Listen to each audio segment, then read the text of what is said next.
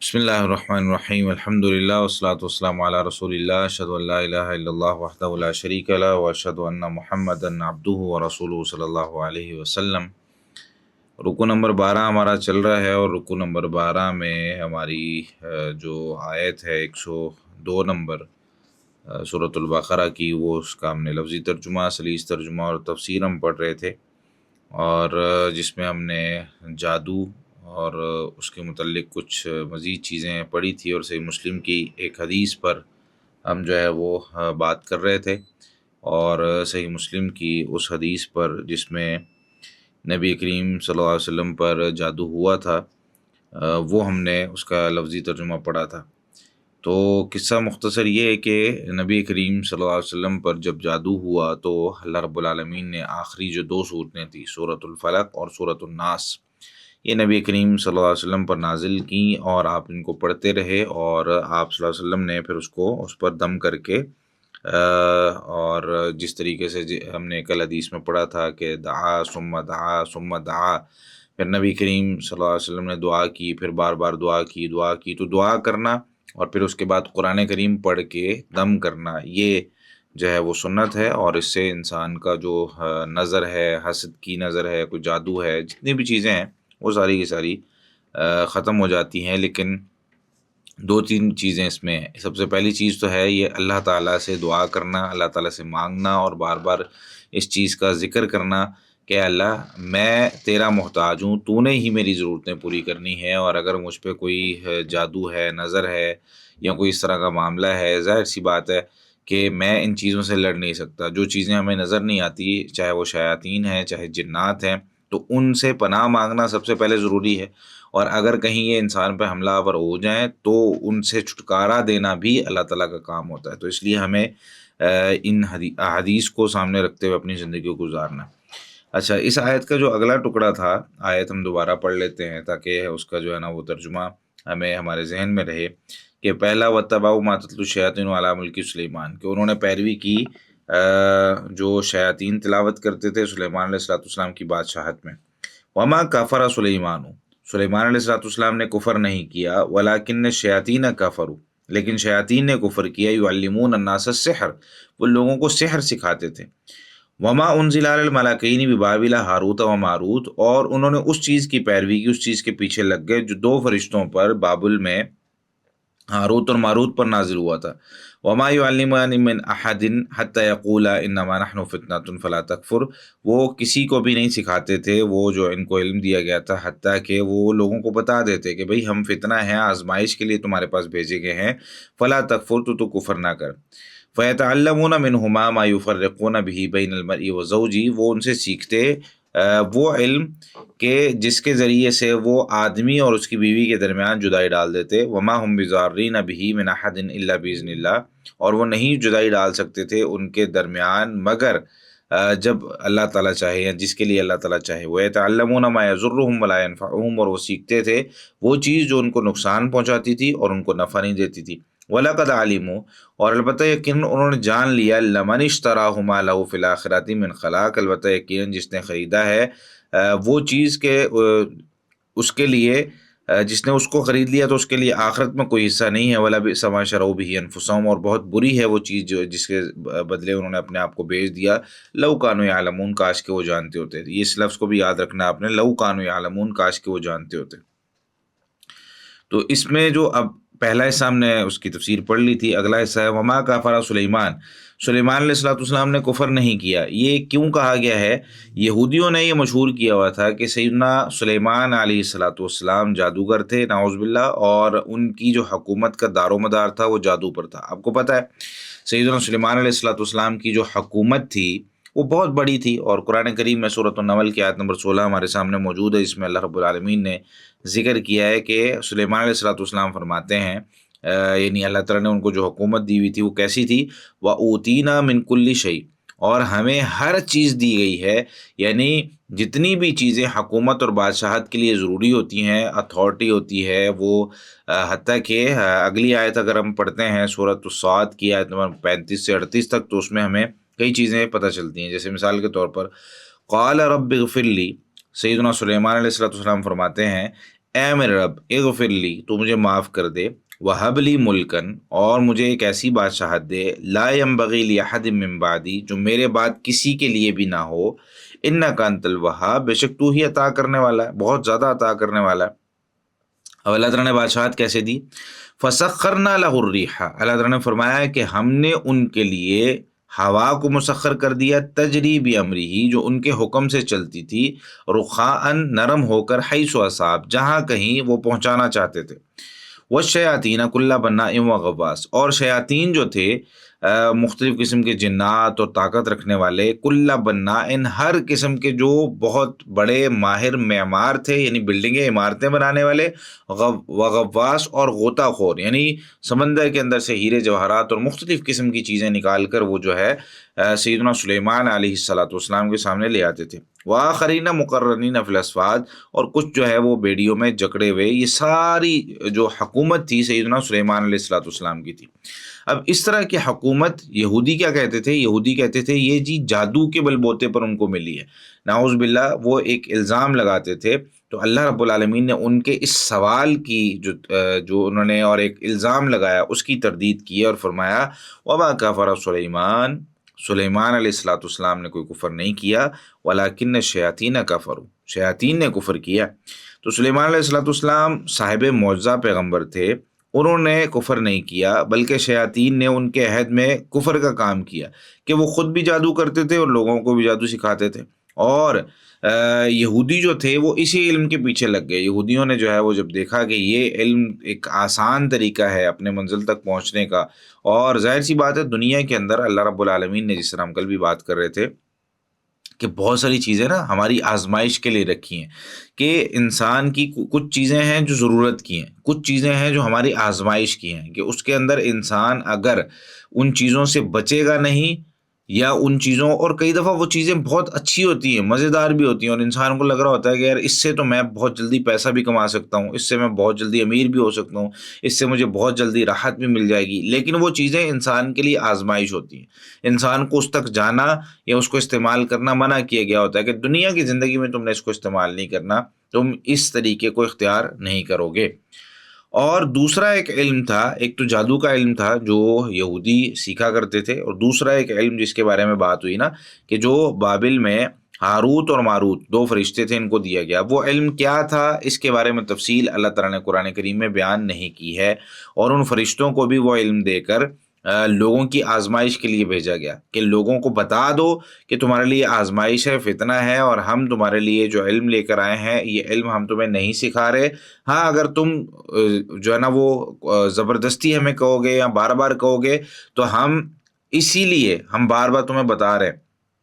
یہ فتنہ ہے اور آزمائش ہے۔ کئی دفعہ چیزوں کے بارے میں بتا دیا جاتا ہے نا، انسان پھر بھی اگر وہ کام کرے تو وہ اس کے لیے، جیسے مثال کے طور پر بندہ کسی سڑک پہ جا رہا ہے اور آگے لکھا ہوا ہے آہستہ چلیں خطرناک موڑ ہے، یا اسپیڈ بریکر آ گیا، پھر بھی انسان جان بوجھ کے تیز چلا رہا ہے، اب اس کے نقصان ہے۔ یا اسی طریقے سے ٹریفک والی روڈ ہے، آگے جو ہے نا بچے ہیں، اسکول ہے، کوئی اور اس طرح کی ٹریفک آ رہی ہے اور بندہ وہاں پہ تیز چلا رہا ہے، تو پھر ظاہر سی بات ہے اپنا بھی نقصان ہے، اگلے کا بھی نقصان ہے۔ تو اسی طریقے سے چیز پہلے بتا دی جاتی ہے، بھائی اس میں اگر اتنا استعمال کر لو گے تو جائز ہے، اس سے زیادہ کرو گے تو نقصان ہے۔ اب وہ جو علم لے کر آئے تھے تو اس سے وہ چیزیں وہ سیکھتے تھے جو انسان کے لیے نقصان دہ ہوتی۔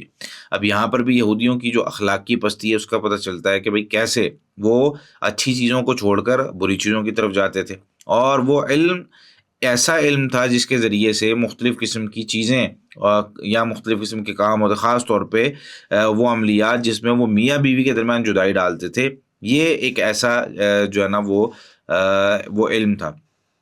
اور دنیا کے اندر ابھی بھی لوگ جو ہیں وہ قرآن کو، آپ کو پتہ ہے قرآن کریم کسی بھی مقصد کے لیے پڑھا جائے تو وہ مقصد پورا ہو جاتا ہے، یعنی قرآن کریم میں یہ طاقت ہے اور اتنی روحانیت کہ اللہ تعالیٰ نے فرمایا نا یہ پہاڑ پر اگر نازل ہوتا تو پہاڑ ریزہ ریزہ ہو جاتے، یہ تو انسان ہے، انسان نے اس کو اٹھا لیا۔ تو وَأَلْقَيْنَا بَيْنَهُمُ الْعَدَاوَةَ وَالْبَغْضَاءَ، کچھ لوگ اس طرح کے ہوتے ہیں میاں بیوی کے درمیان جھگڑا ڈلوانے کے لیے نا اس نیت سے یہ آیت پڑھتے رہتے ہیں، کئی لاکھ مرتبہ اس آیت کو پڑھتے ہیں، اور پھر شیاطین جو ہے وہ ان کی مدد کرنا شروع کر دیتے ہیں۔ تو یہ صرف بتانے کا مقصد یہ ہے کہ کئی لوگ قرآن سے بھی وہ جادو کرنے کی کوشش کرتے ہیں اور شیاطین پھر ان کی مدد کرتے ہیں۔ قرآن اس طریقے سے اثر نہیں کر رہا ہوتا، لیکن شیاطین جب دیکھتے ہیں کہ ان کا نظریہ کیا ہے، پڑھنا یہ کس وجہ سے پڑھ رہے ہیں، تو پھر شیاطین ان کا جو ہے نا وہ کام کرتے ہیں، اور شیاطین کا سب سے بڑا مقصد بھی یہ ہوتا ہے، یعنی دنیا کے اندر چھوٹی چھوٹی عبادات سے روکنا، لوگوں کو نمازوں سے روکنا، لوگوں کو جو ہے نا وہ غلط کاموں کی طرف لگانا، برا اخلاق اپنانا، یہ بھی ٹھیک ہے۔ شیطان جتنے بھی شیطان ہیں، جنات ہیں، وہ کہتے ہیں کہ یہ اچھے کام، یعنی ان کو یہ لگتا ہے کہ یہ والے کام کرنے والا یا کروانے والا جو ہمارا شیطان ہے وہ اچھا ہے بندہ، لیکن سب سے اچھا کون ہے؟ جو میاں بیوی کے درمیان جھگڑا کرواتا ہے۔ حدیث ہمارے سامنے موجود ہے، صحیح مسلم میں 2813 نمبر روایت ہے، جس میں سیدنا جابر رضی اللہ تعالیٰ عنہ فرماتے ہیں کہ رسول اللہ صلی اللہ علیہ وسلم نے ارشاد فرمایا کہ ان ابلیس یضع عرشہ علی الماء، بے شک ابلیس اپنا عرش پانی پر رکھتا ہے، ثم یبعث سرایاہ، پھر اپنے جو حواری ہوتے ہیں، لشکر ہوتے ہیں، ان کو بھیجتا ہے، فادناہم منہ منزلۃ اعظمہم فتنۃ، شیطان کے سب سے زیادہ قریب منزلت کے اعتبار سے، یعنی مقام کے اعتبار سے، وہ ہوتا ہے اعظمہم فتنۃ، جو اس میں سے سب سے بڑا فتنہ پھیلا کے آتا ہے، جو سب سے بڑا جو ہے نا نقصان کر کے آتا ہے لوگوں کا۔ اب جب واپس آتے ہیں، شیطان اپنا عرش جو ہے وہ وہاں پہ لگا کے سجایا ہوتا ہے اس نے پانی پہ، اور سارے شیاطین شام کو واپس آتے ہیں کہ جی میں نے یہ کیا، رپورٹ دے رہے ہوتے ہیں ہر شیطان آ کے۔ تو یجیء احدہم، ان میں سے ایک آتا ہے، فیقول، وہ کہتا ہے فعلت کذا و کذا، میں نے فلاں کام کر دیا، فیقول ما صنعت شیئا، تو شیطان آگے سے کہتا ہے ایک بڑا کام نہیں ہے، تو نے کوئی بہت بڑے کوئی کام تیر مار کے نہیں آیا۔ قال ثم یجیء احدہم، پھر ان میں سے ایک آتا ہے، فیقول، کہتا ہے ما ترکتہ حتی فرقت بینہ و بین امرأتی، میں نے اس بندے کو اس وقت تک نہیں چھوڑا، اس کا دماغ سے میں کھیلتا رہا، اس کو اس وقت تک میں نے جو ہے نا وہ اس میں وسوسے ڈالتا رہا، جب تک کہ ما فرقت بینہ و بین امرأتی، جب تک میں نے اس کے درمیان اور اس کی بیوی کے درمیان جدائی نہیں ڈال دی۔ یعنی انسان کو چھوٹی سی بات پہ، کئی دفعہ اس طرح ہوتا ہے کہ انسان گھر آتا ہے، بیوی کو اس طرح کی بات کر دیتی ہے، بندہ اب تھکا آ رہا آیا ہے، تو اس کو تھوڑا سا جو ہے نا ریلیکسیشن چاہیے، دماغی طور پر وہ تھوڑا ریلیکس ہونا چاہتا ہے، لیکن بیوی فوری طور پر وہ بات کر دیتی ہے۔ اب کئی دفعہ شیطان اس کے پیچھے لگا ہوتا ہے اور اس کو کہتا ہے کہ صبر جو ہے نا وہ بالکل ختم کر دیا جاتا ہے، اور بس کوئی چیز ہے جو خراب ہو گئی ہے، ٹوٹی ہوئی چیز ہے، یا کوئی ایسی چیز تھی جو کہ ابھی بات کرنا مناسب نہیں ہے، بندہ تھوڑی دیر بات کر لے، لیکن فوری طور پر وہ بات کرتی ہے، تو ادھر سے جو ہے نا مرد کو غصہ آ جاتا ہے کہ بھائی میں سارا دن باہر بھی جو ہے نا وہ باتیں سن کے آتا ہوں، گھر آ کے بھی مجھے باتیں سننی پڑتی ہیں، یا ساس بہو کی لڑائی ہلکی پھلکی جو ہے نا وہ گھر پہ ہو رہی ہوتی ہے، تو اس کی وجہ سے وہ اس کو اب غصہ، تو کیا ہوتا ہے پھر یہ لڑائی چھوٹی چھوٹی چھوٹی چھوٹی چھوٹی یہ بڑی ہوتی رہتی ہے۔ پھر اگر آگے سے بولنا شروع ہو جائے، یعنی اگر شوہر کوئی بات کر رہا ہے تو بیوی خاموش ہو جائے، اگر بیوی کوئی بات کر رہی ہے تو شوہر خاموش ہو جائے، یعنی غصے کی بات کر رہا ہوں میں، تو کئی دفعہ اس طرح ہوتا ہے کہ انسان اگر آگے سے بولنا شروع کر دے نا تو بات بڑھتی ہے، اور اس میں کیا ہوتا ہے کہ شیطان اتنا وسوسے ڈالتا ہے، ذہن کے اندر باتیں ڈالتا ہے کہ نہیں کہہ دو، میری ماں جو تھی وہ اگر کبھی، اس کے میں نے قصے سنے ہوئے تھے، وہ اگر کبھی برداشت کر لیتی تھی کسی کے سامنے سے، تو مجھے نہیں برداشت کرنا، مجھے آگے سے بولنا ہے۔ یہ جو شیطان ذہن میں اس طرح کی باتیں ڈالتا ہے نا کہ خاموش رہ کے کیا ہو گیا، کیا تیر مار لیا، کیا جو ہے نا وہ دنیا کے اندر ترقی ہو گئی، تو میں آج کی عورت ہوں، مجھے آگے سے بولنا آتا ہے، مجھے اپنے حق کے لیے آواز اٹھانا آتا ہے، تو وہ جب آگے سے بولا جاتا ہے نا شوہر کے آگے یا کسی بڑے بزرگ کے آگے، یعنی اگر میں ہوں، میں اپنے والد صاحب کے سامنے بولوں یا اپنی والدہ کے سامنے بولوں یا کسی کے بھی سامنے اگر بولنا شروع کر دوں، تو ظاہر سی بات ہے بات بڑھے گی۔ تو شیطان کا یہ مقصد ہوتا ہے، یہ حدیث سنانے کا مقصد بھی یہ ہے کہ ہمیں جو ہے نا وہ ان چیزوں کو سمجھنے کی ضرورت ہے، کنٹرول کرنے کی ضرورت ہے۔ اگر ایک بندہ غصے میں ہے تو دوسرے کو جو ہے نا وہ خاموشی اختیار کرنی چاہیے۔ تو اگر شیطان یہ میاں بیوی کے درمیان جدائی ڈال دیتا ہے تو قال فیدنیہ منہ ویقول نعم انت، تو اس کو قریب کرتا ہے اور کیا جملہ کہتا ہے، نعم انت، تو سب سے اچھا ہے۔ یعنی باقی لوگوں نے بھی لوگوں کو جو ہے نا وہ برائی کی طرف لگایا، برے اخلاق کی طرف لگایا، باقی معاملات سارے خراب کیے، لیکن یہاں پر سب وہ کہتا ہے نعم انت، تو سب سے اچھا ہے۔ اور فیلتزمہ،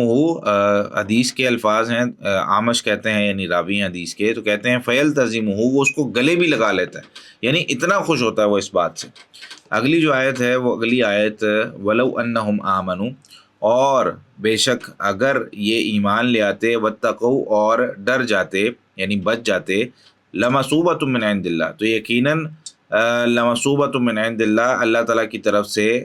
تھوڑا ثواب بھی، خیر، بہترین تھا، لو کانوا یعلمون، کاش کہ وہ جانتے ہوتے. پچھلی اب آیت میں دیکھیں یہاں پر ہے لو کانوا یعلمون. پچھلی آیت میں کیا تھا؟ دوبارہ سے دیکھیں پچھلی آیت کو.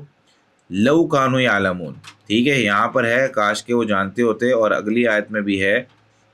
لو کانوا یعلمون، کاش کہ وہ جانتے ہوتے. اور پچھلی آیت میں وَلَقَدْ عَلِمُوا بھی گزرا ہے، ٹھیک ہے، یہود جانتے تھے، اور یہاں فرمایا لو کانوا یعلمون، کاش وہ جانتے ہوتے. تو اس سے معلوم ہوا کہ علم پر عمل نہ کرنے والا حقیقت میں عالم نہیں ہوتا.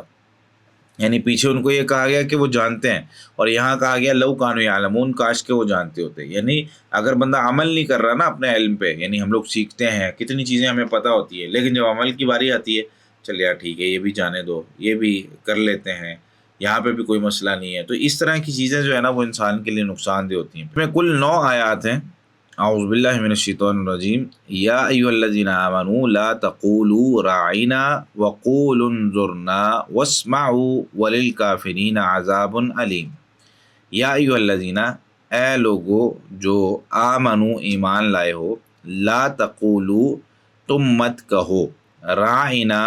راعنا کا لفظ یعنی راعنا کا مطلب یہ تھا ہماری رعایت کر، تو تم یہ لفظ نہ کرو، یہ لفظ نہ کہو. وقولو، اور تم کہو، انظرنا، انظرنا کہو. انظرنا کا معنی ہوتا ہے ہماری طرف دیکھ. یعنی ان کو کہا جا رہا ہے کہ رائنا نہ کہو، انظرنا کہو. کیوں؟ یہ تفسیر میں پڑھتے ہیں انشاءاللہ. واسمعوا، اور تم سنو. وللکافرین، اور کافروں کے لیے عذاب علیم، عذاب، عذاب ہے، علیم دردناک. تو عذاب علیم دردناک عذاب ہے. سلیس ترجمہ کیا ہے؟ اے لوگو جو ایمان لائے ہو تم راعنا مت کہو، انظرنا یہ کہو، اور سنو. کافروں کے لیے دردناک عذاب ہے.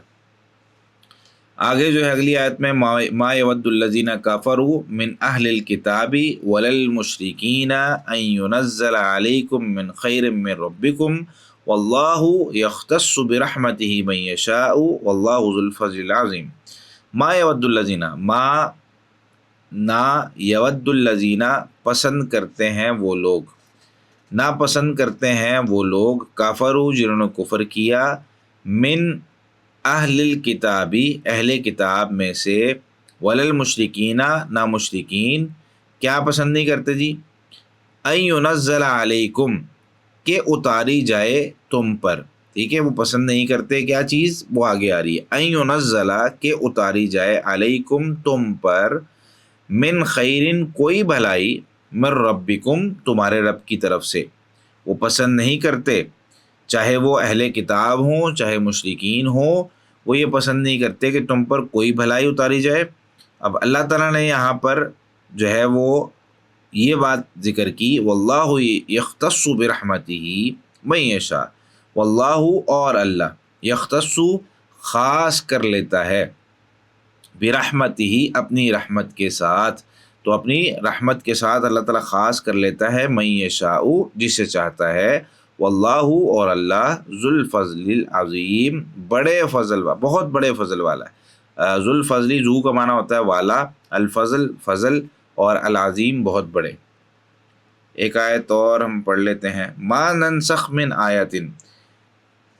او ننسیہا نأتی بخیر منہا او مثلیہا الم تعلم ان اللہ علی کل شیء قدیر. ما ننسخ، ما جو بھی، ننسخ ہم منسوخ کرتے ہیں. منسوخ کسے کہتے ہیں وہ انشاءاللہ ہم تفسیر میں پڑھتے ہیں. ما ننسخ جو بھی ہم منسوخ کرتے ہیں، من آیت کوئی آیت، او ننسیہا یا ہم اسے بھلا دیتے ہیں، نأتی ہم لے آتے ہیں، نأتی ہم لے آتے ہیں، بخیرن بہترین، منہا اس سے، او مثلیہا یا اس جیسی اور لے آتے ہیں. یعنی کوئی بھی آیت ہم منسوخ کر دیں، منسوخ کا مطلب چلے میں ساتھ تھوڑا سا بتا دیتا ہوں آپ کو. یعنی ایک حکم ہوتا ہے جو پہلے دیا جاتا ہے، اور اس کو جب کچھ عرصہ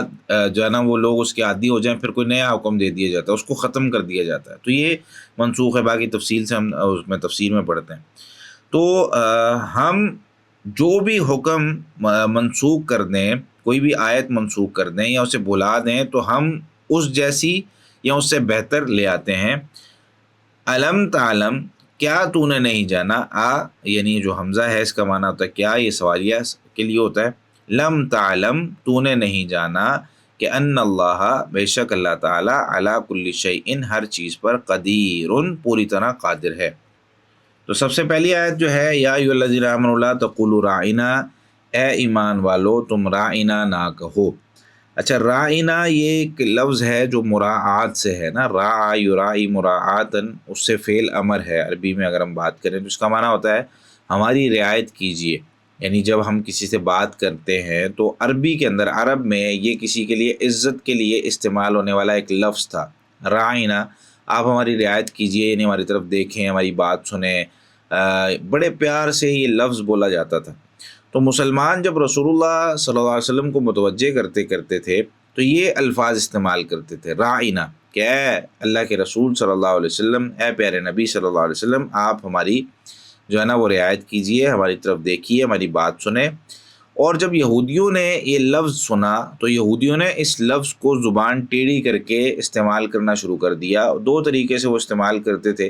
وہ اس آیت کی تفسیر میں ہم ابھی پڑھتے ہیں۔ پہلے یہ سورۃ النساء کی آیت نمبر 46 میں ہم پڑھ لیں کہ وہ کیا کرتے تھے۔ اللہ تعالیٰ نے اس کو قرآن میں ذکر بھی کیا ہے کہ وہ کس طریقے سے اس کا جو ہے نا وہ تذکرہ کرتے تھے، یعنی آپ صلی اللہ علیہ وسلم کے لیے یہ زبان کس طرح استعمال کرتے تھے۔ من الذین ہادوا، اللہ تعالیٰ نے فرمایا کہ ان لوگوں میں سے جو یہودی ہوئے، یحرفون الکلم عن مواضعہ، سب سے پہلی بات تو یہ کہ وہ کلمات کو ان کی جگہوں سے بدل دیتے تھے۔ وَيَقُولُونَ سَمِعْنَا وَعَصَيْنَا، اور وہ کہتے تھے جی ہم نے سنا، وعصینا، اور نافرمانی کی، یعنی ایک طرف سن بھی لی، ایک ہوتا نا بات پتہ ہی نہیں چلی، سنا ہی نہیں ہے، تو سن کے نافرمانی کی۔ وَاسْمَعْ غَيْرَ مُسْمَعٍ، اور یہ لفظ بھی بولتے تھے، وَاسْمَعْ اس کا معنی ہوتا ہے تو سن، غیر مسمعٍ اس حال میں کہ تجھے سنایا نہ جائے، یعنی ایک قسم کی بد دعا بھی کرتے تھے۔ وَرَاعِنَا، اور رائنا کہتے تھے لیم بِأَلْسِنَتِهِمْ، اپنی زبان کو پیچ دیتے ہوئے، ٹیڑھا کرتے ہوئے، اس طرح کے لفظ استعمال کرتے تھے۔ آگے میں بتاتا ہوں دو طریقے سے اس کو استعمال کیا جاتا ہے۔ وَطَعْنًا فِي الدِّينِ، اور دین میں طعن کرتے ہوئے، یعنی دین کی بھی جو نا مذاق اڑاتے تھے، اور آپ صلی اللہ علیہ وسلم کو جب مخاطب کرتے تب بھی وہ مذاق اڑاتے۔ وَلَوْ أَنَّهُمْ قَالُوا سَمِعْنَا وَأَطَعْنَا، اللہ تعالیٰ نے فرمایا اور اگر بے شک وہ سمعنا اور اطعنا کہتے، وَاسْمَعْ وَانظُرْنَا، اور وَاسْمَعْ وَانظُرْنَا کہتے، لَكَانَ خَيْرًا لَهُمْ، یہ ان کے لیے بہترین تھا، وَأَقْوَمْ، اور زیادہ اچھی بات، سیدھی بات تھی۔ وَلَكِنْ لَعَنَهُمُ اللَّهُ بِكُفْرِهِمْ، اور لیکن اللہ تعالیٰ نے ان پر لعنت کی ان کے کفر کی وجہ سے۔ فَلَا يُؤْمِنُونَ إِلَّا قَلِيلًا، تو نہیں وہ ایمان لاتے مگر کم۔ تو مفسرین نے اس کی دو صورتیں بیان کی ہیں کہ رائنا کو کیسے وہ بگاڑتے تھے۔ ایک تو رائنا کے بجائے وہ رائینا، اس کو تھوڑا لمبا کر دیتے، دیکھیں رائنا اس کے درمیان میں یا نہیں ہے، اور رائینا جب کہیں گے تو اس کے درمیان میں یا آ جائے گی، تو تھوڑا سا لمبا کر دیتے۔ اس کا معنی کیا ہو جاتا، جس کا معنی یہ ہو جاتا ہمارا چرواہا، نعوذ باللہ، وہ نبی کریم صلی اللہ علیہ وسلم کو ہمارا چرواہا کہہ کے پکارتے، اور یہ کوئی اچھا لقب نہیں تھا اس دور میں استعمال ہونے کے لیے۔ دوسرا یہ کہ وہ اسے رعونت سے اسم فاعل قرار دیتے، کہتے کہ رائنا، رائنن اس کو تنوین کے ساتھ پڑھتے۔ یہ آگے اس کو یہاں پہ میں نے لکھا ہوا ہے، تو اس کو اگر ہم یہاں سے کاپی کر کے یہیں پیسٹ کر دیں تو یہ اچھا ہو جائے گا۔ چلیں، تو رائنن کہتے جس کا معنی ہوتا ہے احمق، نعوذ باللہ، وہ نبی کریم صلی اللہ علیہ وسلم کے لیے یہ لفظ استعمال کرتے، یا تو رائنن کہتے یا رائینا کہتے، تو تھوڑا سا زبان کو ٹیڑھا کرتے ہوئے اس کو لفظ کو ادا کرتے تو یہ ان کا معنی جو ہے نا بن جاتا۔ تو یہ لفظ جب استعمال کرتے تو آپس میں جا کر وہ خوش ہوتے۔ تو اللہ تعالیٰ نے مسلمانوں کو یہ کہا کہ تم نے یعنی مسلمانوں نے اب رائنا بھی نہیں استعمال کرنا، بلکہ آپ لوگوں نے کیا استعمال کرنا ہے، انظرنا، اے نبی صلی اللہ علیہ وسلم آپ ہماری طرف دیکھیے، متوجہ ہوں۔ اور ساتھ یہ بھی فرما دیا کہ اگر وہ کوئی بات کرتے ہیں تو تمہیں غور سے سننا چاہیے، یہ نہیں کہ تم جا کر ان کو کہو کہ یا رسول اللہ ہماری طرف متوجہ ہوں اور ہمیں جو ہے نا وہ بات بتائیں، ہماری طرف منہ کر کے بات کریں، ایسی بات نہیں تم نے کرنی۔ کوشش کرو کہ ویسے ہی تم توجہ اتنی رکھو کہ جب اللہ کے رسول صلی اللہ علیہ وسلم کوئی بات کر رہے ہو نا تو تمہیں ویسے ہی پتہ چل جائے، تمہیں انظرنا بھی نہ کہنا پڑے، بلکہ کیا ساتھ ہی فرمایا کہ غور سے سنو۔ تو اللہ رب العالمین کو جو ہے نا وہ اس طرح کے الفاظ جس میں کوئی شبہ بھی ہو نا کسی کے بارے میں تو وہ پسند نہیں ہے۔ اس سے یہودیوں کی جو دشمنی ہے نبی کریم صلی اللہ علیہ وسلم کے ساتھ، شریعت کے ساتھ، دین کے ساتھ، وطعنا فی الدین والی ہم نے آیت پڑھی، تو یہ ساری ہمیں پتہ چلتی ہے۔ اور اسی طریقے سے اللہ رب العالمین نے بھی اور رسول اللہ صلی اللہ علیہ وسلم نے بھی یہودیوں کے جتنے معاملات پیچھے گزرے ہیں ان سب کو سامنے رکھتے ہوئے پھر ہمیں یہ بات ارشاد فرما دی کہ ہر معاملے میں ہمیں یہودیوں کی مخالفت کرنی ہے، وہ جس طرح کرتے ہیں ہمیں اس کے برعکس کرنا ہے، یعنی اسلام نے اس کے برعکس ہمیں فوری طور پر، مثال کے طور پہ ایک حدیث میں آتا ہے کہ یہودی جو ہے یا اہل کتاب جو ہیں وہ جوتوں میں نماز نہیں پڑھتے، تو تم جوتوں میں نماز پڑھا کرو، یعنی اگر جوتے پاک ہوں بندے کو پتہ ہے کہ جوتے پاک ہیں تو جوتوں میں نماز پڑھنا جائز ہے۔ جیسے ہمارے ہاں جنازہ لوگ پڑھ لیتے ہیں گراؤنڈ وغیرہ میں جب جنازہ ہو رہا ہوتا ہے، یا پہاڑی علاقوں میں جب جاتے ہیں، یا ہمارے فوجی بھائی یا جتنے بھی لوگ جو مجاہدین ہوتے ہیں، یہ سارے کیا کرتے ہیں، یہ جوتوں سمیت بھی نماز پڑھ لیتے ہیں۔ لیکن ہمارے ہاں کچھ لوگوں کو یہ پتہ ہی نہیں ہے اور علم ہی نہیں ہے، تو ہم لوگ کیا کرتے ہیں، پھر پریشان ہو جاتے ہیں کہ یار ایسا بھی ہو سکتا ہے۔ تو یہودیوں کی ہمیں مخالفت کرنی ہے، اور آپ نے فرمایا کہ من تشبہ بقوم فہو منہم، سنن ابو داؤد کی روایت ہے کہ جس نے کسی قوم کی مشابہت اختیار کی وہ انہی میں سے ہے۔ تو ہمیں لوگوں کی، یعنی اگر مشرکین ہیں تو مشرکین کی، یہودی ہیں تو یہودیوں کی، اہل کتاب مطلب عیسائی ہیں تو عیسائیوں کی۔ یہودی نبی کریم صلی اللہ علیہ وسلم سے جب بات کرتے تھے تو بات کرتے ہوئے کئی طریقے استعمال کرتے تھے، جیسے ایک حدیث میں نے اور یہاں پہ ذکر کی ہوئی ہے، لکھی ہوئی ہے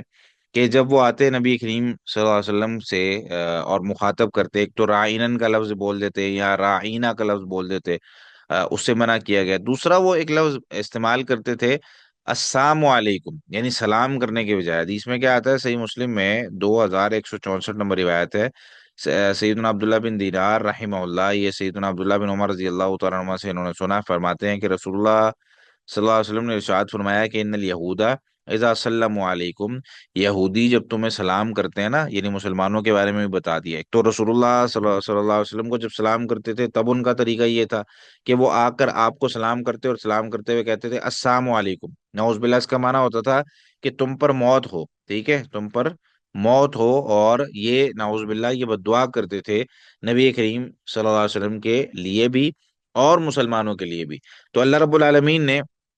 نبی کریم صلی اللہ علیہ وسلم کو یہ حکم دیا کہ جب بھی اہل کتاب تمہیں سلام کریں، ایک تو سلام میں پہل نہیں کرنی، یعنی ان پر سلامتی کی دعا نہیں کرنی کیونکہ وہ تمہارے لیے سلامتی کی دعا کرتے ہی نہیں ہے، اور دوسرا جو ہے وہ جب وہ سلام کرے تو تم نے صرف علیکم کہنا ہے، ٹھیک ہے، وعلیکم یا علیکم کہہ دو۔ کیوں کہ وہ جو السلام علیکم کے بجائے انہوں نے السلام علیکم کہا نا، یعنی تم پر موت طاری ہو، تو ہم کہتے ہیں وعلیکم، اور تم پر ہو یا تم پر ہی ہو، یہ جب ہم لفظ کہتے ہیں نا تو وہ اگر السلام علیکم انہوں نے کہا ہوگا تو وہ السلام علیکم پر چلا جائے گا، لیکن اگر انہوں نے السلام علیکم کہا ہوگا جو دونوں سیم ہی لگ رہے ہیں، الفاظ کو تھوڑا سا جو ہے نا وہ ٹیڑھا کر کے، تو السلام علیکم تم پر سلامتی ہو، السلام علیکم تم پر موت ہو، تو وہ یہ کہتے تھے۔ تو نبی کریم صلی اللہ علیہ وسلم نے ارشاد فرمایا کہ بے شک یہودی جب تمہیں سلام کریں، یقول احدہم السلام علیکم، تو ان میں سے جو تمہیں سلام کرتا ہے نا وہ سلام نہیں کر رہا ہوتا، وہ السلام علیکم کہہ رہا ہوتا ہے، فقل علیکا، تو آپ نے آگے سے کہنا علیکا، تجھ پر ہی ہو، یعنی اس کا ترجمہ یہ ہوتا ہے۔ تو علیکا یا علیکم یہ دونوں طریقے سے استعمال ہو سکتا ہے۔ تو پتہ کیا چلا، خلاصہ یہ ہے کہ بھائی یہودی کوئی ایسی قوم ہے کہ جو اللہ رب العالمین کے نافرمان ہے، جو رسول اللہ صلی اللہ علیہ وسلم کے گستاخ ہیں، جو مسلمانوں کے دشمن ہیں۔ تو ہمیں بھی آج کے دور میں اپنی قوتیں، اپنی طاقتیں وہ جوڑ کر اور ان کو اکٹھا کر کے رکھنا بہت ضروری ہے تاکہ ہمیں پتہ چل جائے۔ اگلی جو آیت ہے، ما یود الذین کفروا من اہل الکتاب، نہیں چاہتے وہ لوگ جو جنہوں نے کفر کیا اہل کتاب میں سے اور مشرکین میں سے، کہ ینزل علیکم من خیر من ربکم، کہ تم پر تمہارے رب کی طرف سے کوئی بھلائی نازل ہو، یعنی مسلمانوں پر کوئی بھلائی نازل ہوتی ہے یہ حسد کرتے ہیں۔ تو یہی وجہ ہے کہ مسلمانوں پر ظاہر سی بات، آج مسلمان سے حسد کرنے لگ گیا ہے، تو سوچیں کہ یہودی مسلمان سے کتنا حسد کرتا ہوگا۔ مسلمان پہ حسد کرتا ہے، جادو جنات والے باقی معاملات جو پیچھے بھی گزرے ہیں سارے، تو مسلمان کے مسلمان پر حسد کی وجہ سے ہی ہے نا، یہ نظریں لگتی ہیں، یہ باقی معاملات ہوتے ہیں، چوریاں چکاری، ادھر ادھر ڈاکے شاکے مارنا، کہ بھائی اس کی ترقی برداشت ہی نہیں ہو رہی۔ تو یہودی اور اہل کتاب اور مشرکین بھی یہ کرتے تھے۔ واللہ یختص برحمتہ من یشاء، اللہ تعالیٰ فرماتے ہیں کہ اللہ اپنی رحمت کے ساتھ خاص کرتا ہے جس کو چاہتا ہے۔ تو یہاں پر یہودیوں کو اصل تکلیف تو یہ تھی کہ نبی آخر الزمان صلی اللہ علیہ وسلم یہ عرب میں کیوں مبعوث ہو گئے، ان میں مبعوث کیوں نہیں ہوئے، اور اولاد اسماعیل سے اور ایسی قوم سے پیدا ہوئے ہیں